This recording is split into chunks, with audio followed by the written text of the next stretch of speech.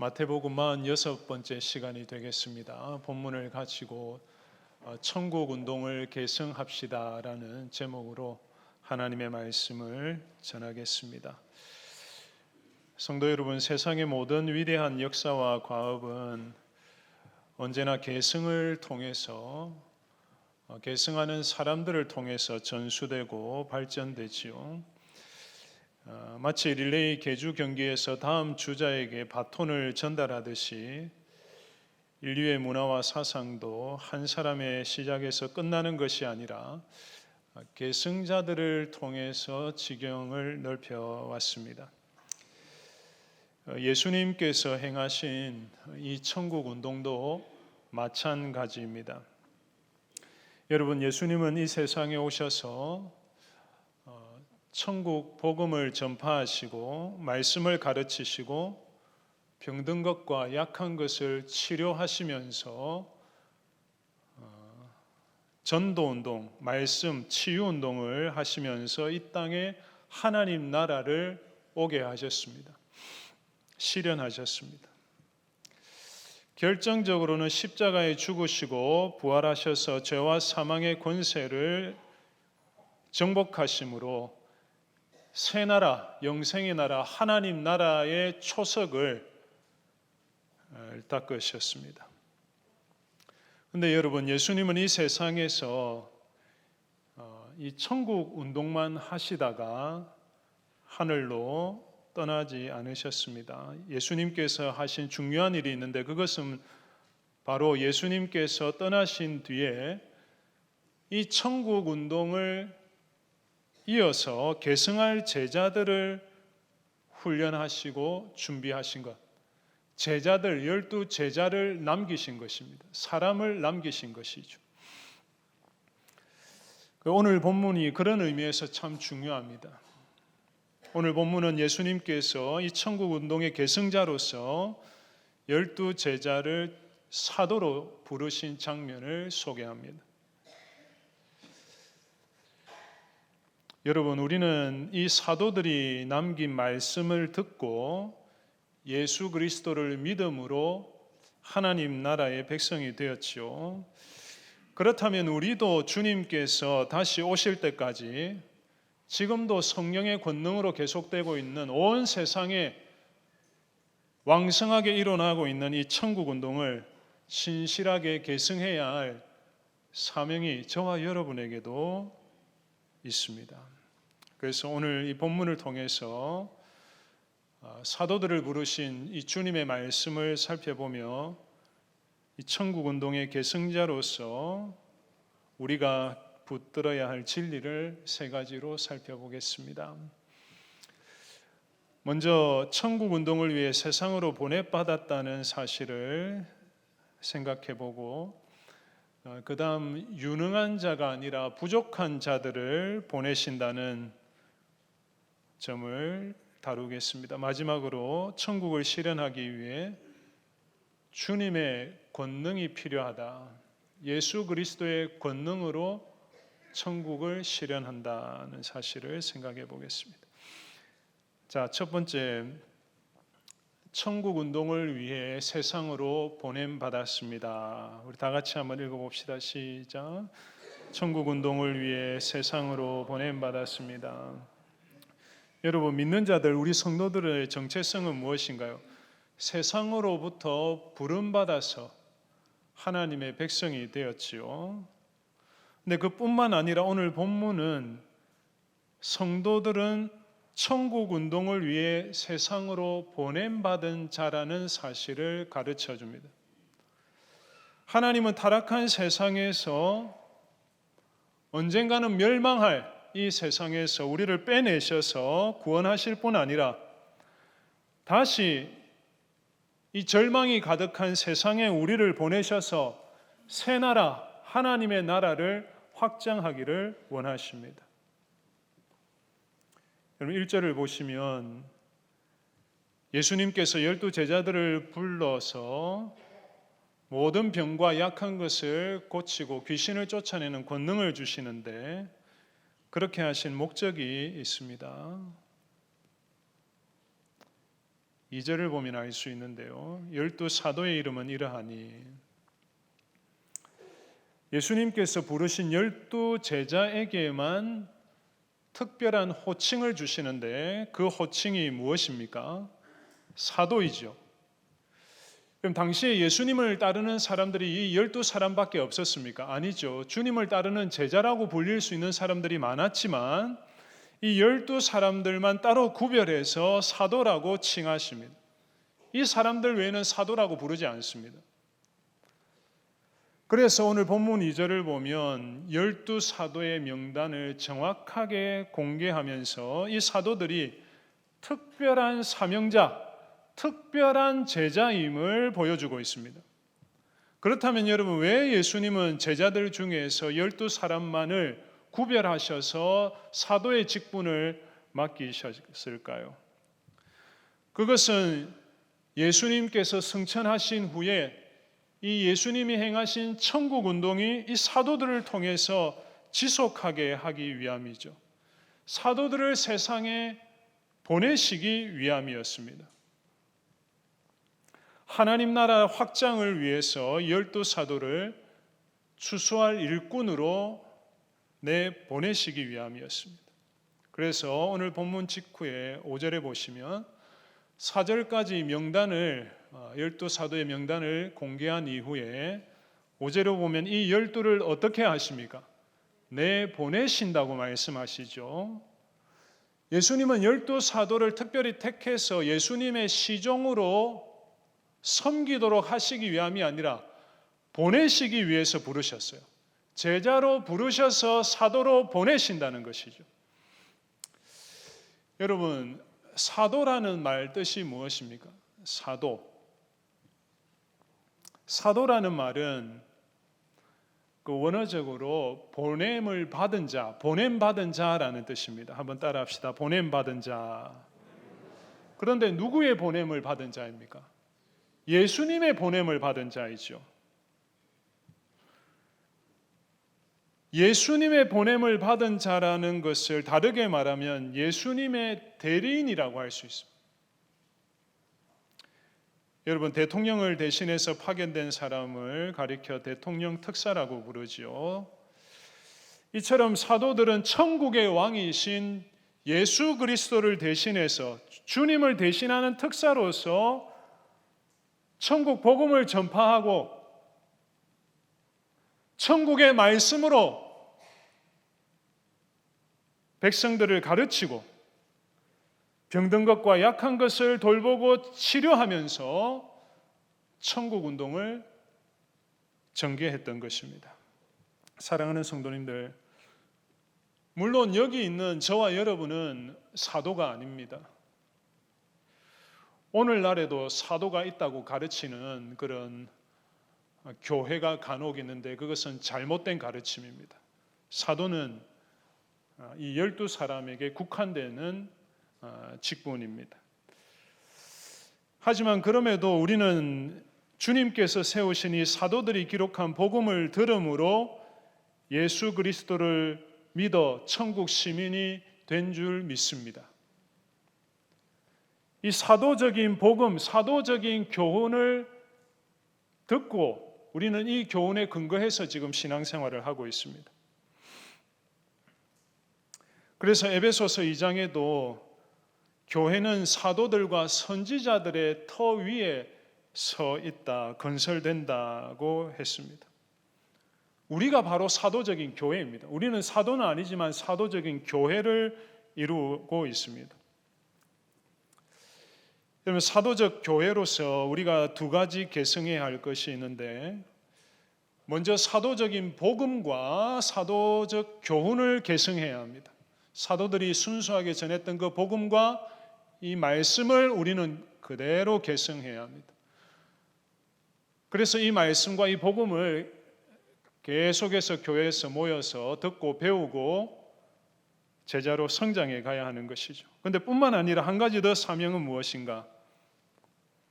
사도적 교훈과 복음을 계승할 뿐만 아니라 사도적 사명을 계승해야 됩니다.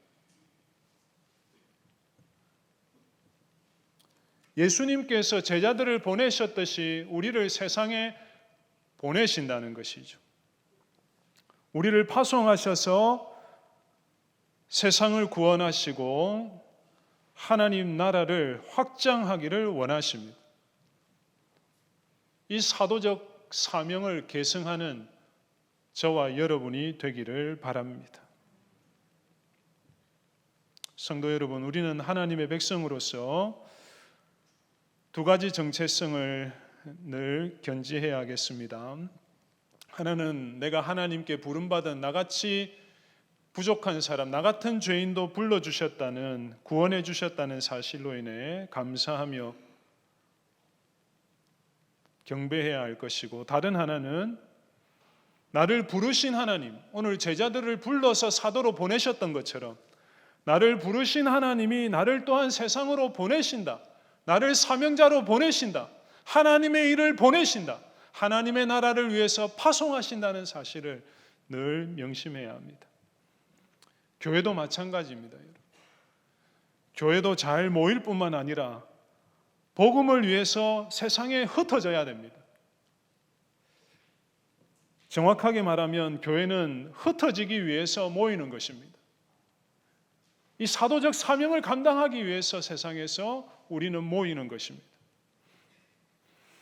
그래서 우리 교회는 이 모이는 힘과 흩어지는 힘이 균형과 조화를 이루는 교회가 되어야 합니다. 여러분, 모이는 힘을 가리켜서 우리가 구심력이라고 표현한다면 또 흩어지고 뻗어나가는 힘은 원심력이라고 하겠죠. 우리는 예배드리기 위해 말씀을 배우고 훈련받기 위해서 모이고 성도들을 만나고 교제하기 위해서 또 모여야 하겠습니다. 모이는 구심력이 강하게 작용하는 교회가 되어야 합니다. 모이기를 피하는 사람들의 습관을 본받지 말고 모이기에 더욱 힘써야 하는 것이죠. 그런데 잘 모이기만 해서는 안 된다는 것이죠.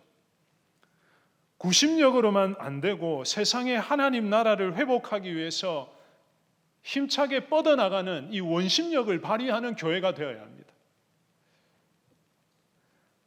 천국 복음을 이 소망이 없는 이 세상에,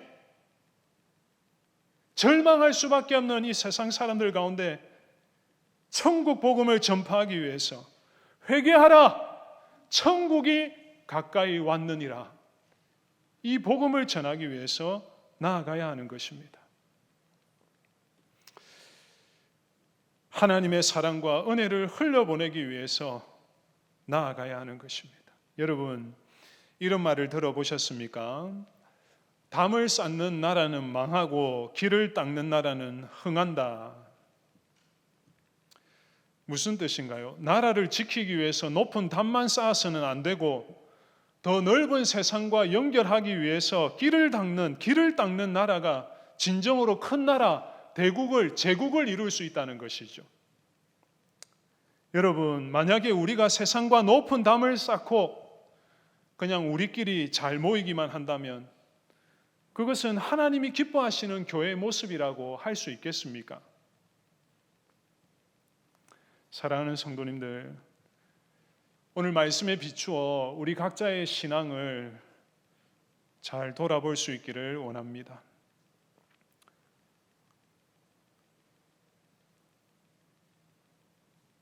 이 세상에서 복음을 증거하고 주님의 사랑을 드러내는 이 믿음과 교회로 모여있는 이 신앙이 조화를 이루고 있는가, 균형을 이루고 있는가? 잘 모이기는 하지만 삶의 현장에서 각자 불러주신 영역에서 하나님의 일꾼으로, 천국의 일꾼으로 사명을 감당하고 있는가? 사랑하는 성도님들, 하나님은 오늘도 우리를 이 예배의 자리로 부르셨죠. 부르셨을 뿐만 아니라 하나님의 나라를 위해서 이 세상에 다시 파송하십니다. 우리를 보내십니다. 그러므로 세상에 보냄받은 성도로서 복음을, 천국 복음을 이 소망 없는 세상에 전하고 그리스도의 빛을 환하게 밝히는 삶을 살아갈 수 있기를 바랍니다. 세상에서 만나는 사람들을 잘 섬겨서 하나님 나라를 드러내고 선전하는 일꾼들이 되시기를 바랍니다. 우리 교회도 세상을 향해서 담을 쌓는 교회가 아니라 우리 교회를 향해서 오는 가족들을, 새 가족들을 향해 담을 쌓는 교회가 아니라 세상을 향해 활짝 열려 있어서 더 많은 사람을 구원하고 하나님 나라를 든든히 세워가는 살아있는 공동체가 되기를 간절히 소망합니다. 두 번째, 유능한 자가 아니라 부족한 자들을 보내십니다. 자, 이제 예수님께서 어떤 사람들을 사도로 부르셨는지 생각해 보겠습니다. 2절, 4절을 보시면 12사도의 명단이 실려 있는데요. 12사도의 이름은 이러하니 베드로라는 시몬. 그럼 베드로의 원래 이름은 무엇입니까? 시몬이죠. 베드로는 어떤 이름인가? 예수님께서 지어주신 이름이죠. 베드로 이름이 뜻이 무엇인가요? 반석이죠. 반석.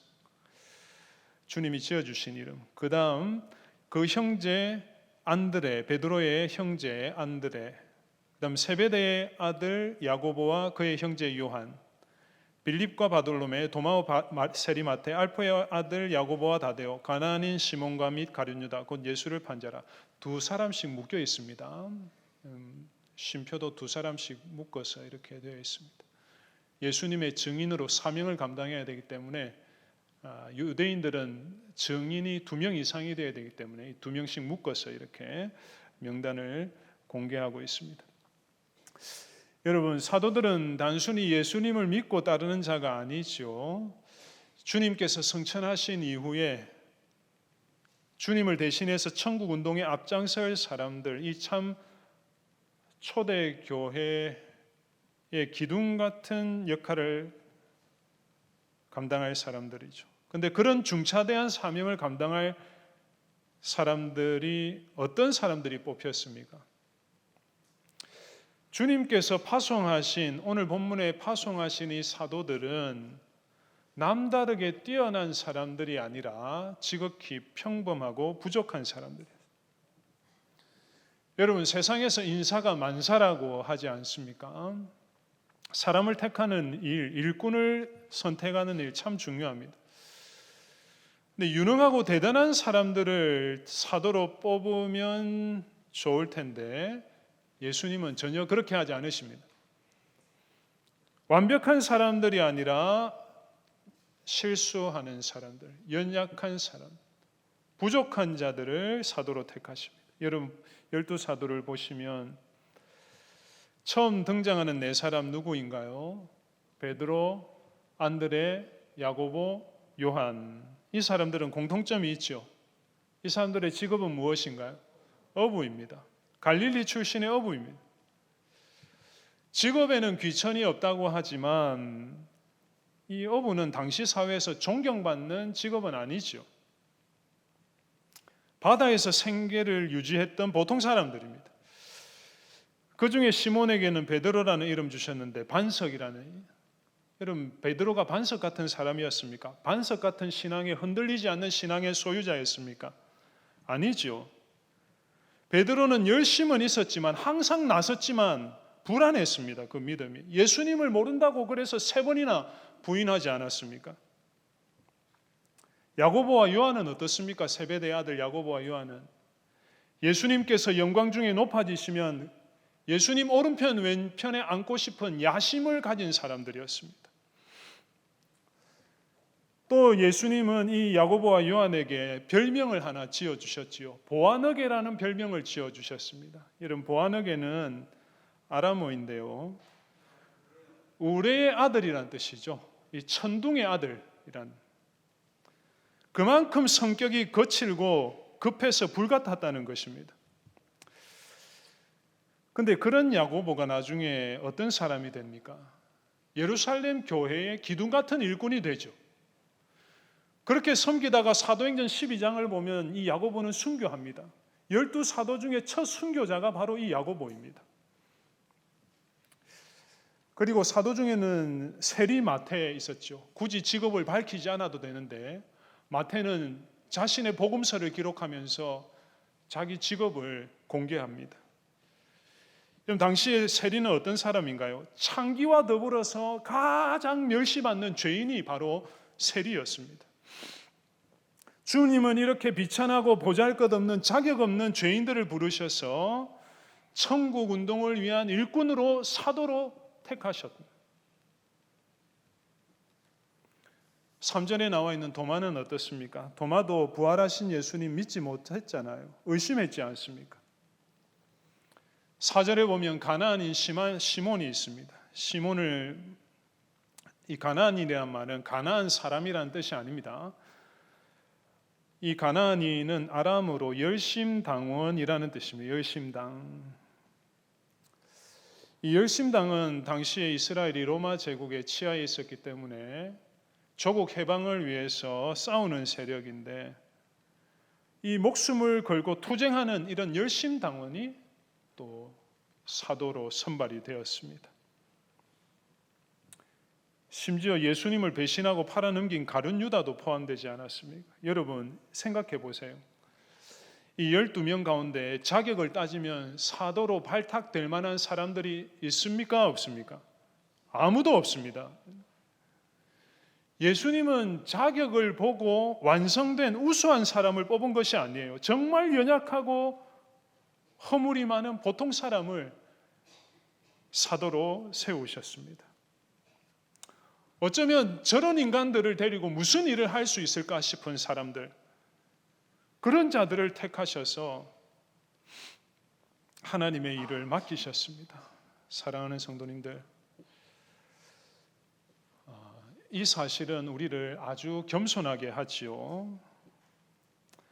우리가 12사도는 아니지만 주님의 나라와 복음을 위해서 일할 수 있는 것은, 직분을 맡아서 수고할 수 있는 것은 내 능력과 신분이 뛰어나기 때문이 아닙니다. 오직 하나님의 주권적인 은혜로 된 것입니다. 나의 공로와 자격이 아니라 하나님의 은혜이죠. 이 사실을 명심하며 겸손하게 하나님의 일을 감당하는 우리 직분자들, 성도들 되시기를 바랍니다. 여러분, 동시에 이 사실은 부족하고 허물이 많은 우리들도 하나님의 나라를 위해서 사용될 수 있다는 희망을 안겨줍니다. 여러분, 세상에는 우수한 사람들을 뽑지만 예수님은 지극히 평범한 보잘것없는 우리 같은 죄인들을 부르셔서 자신의 일꾼으로 선발하시고 보내십니다. 강한 자가 아니라 약한 자들을 붙드시고 하나님 나라를 이루고자 하십니다.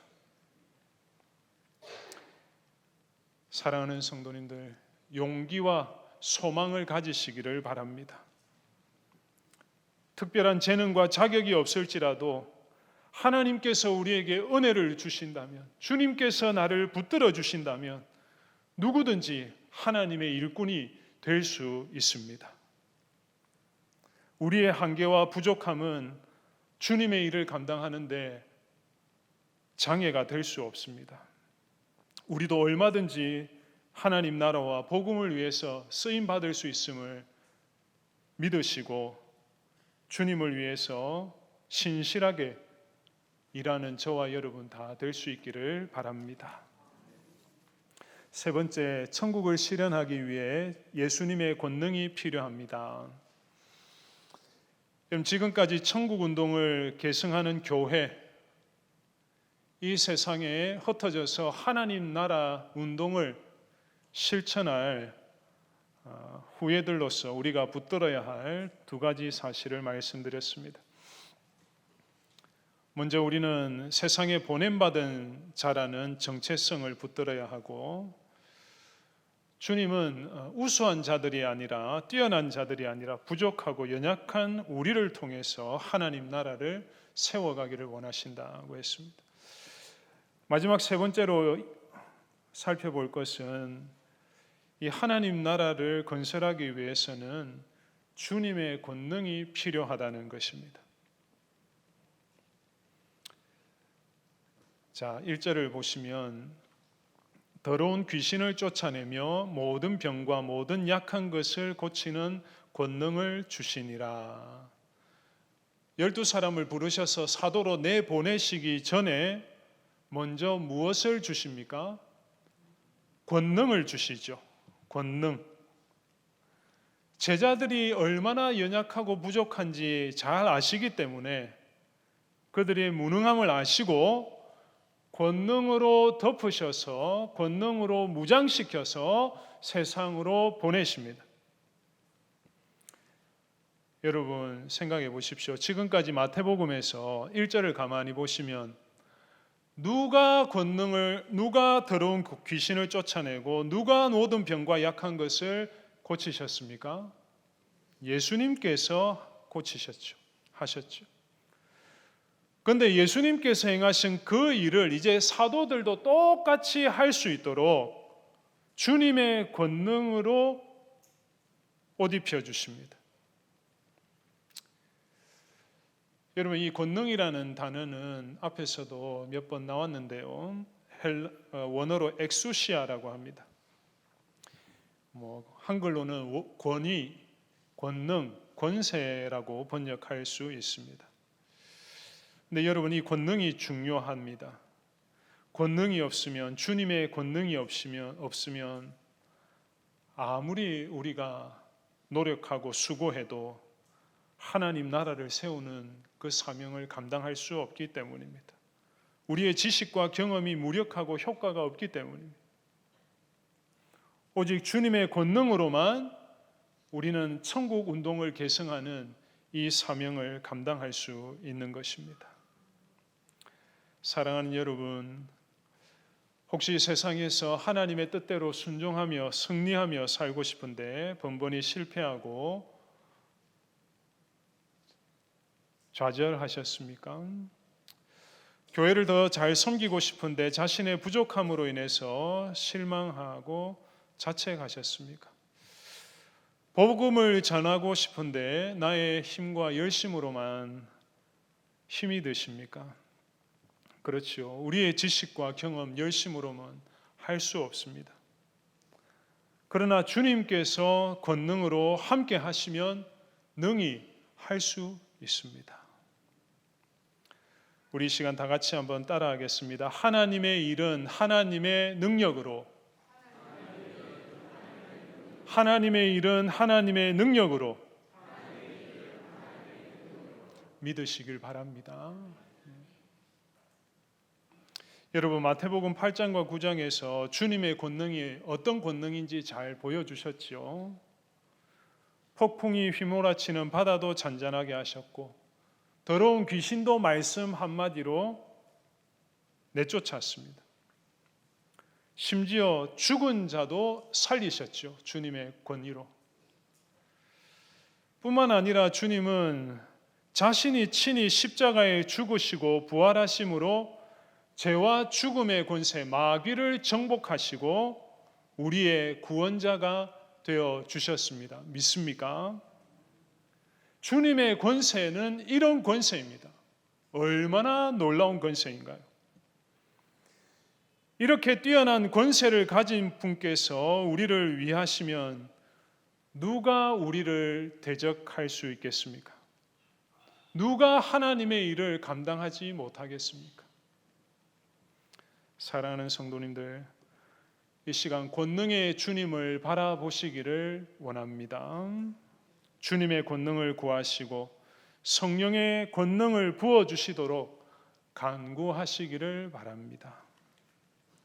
전심으로 구하는 자에게 베풀어 주실 것입니다. 그래서 하나님의 일을 하나님의 능력으로 감당하고 세상에 흩어져서 하나님 나라의 계승자로서 사명을 신실하게 감당할 수 있기를 바랍니다. 우리 교회도 주님의 권능으로 더욱 무장되고 주님의 권능으로 충만하여서 하나님 나라를 주님 오실 때까지 더욱 힘있게 세워나가는 공동체가 될 수 있기를 간절히 바랍니다. 기도하겠습니다.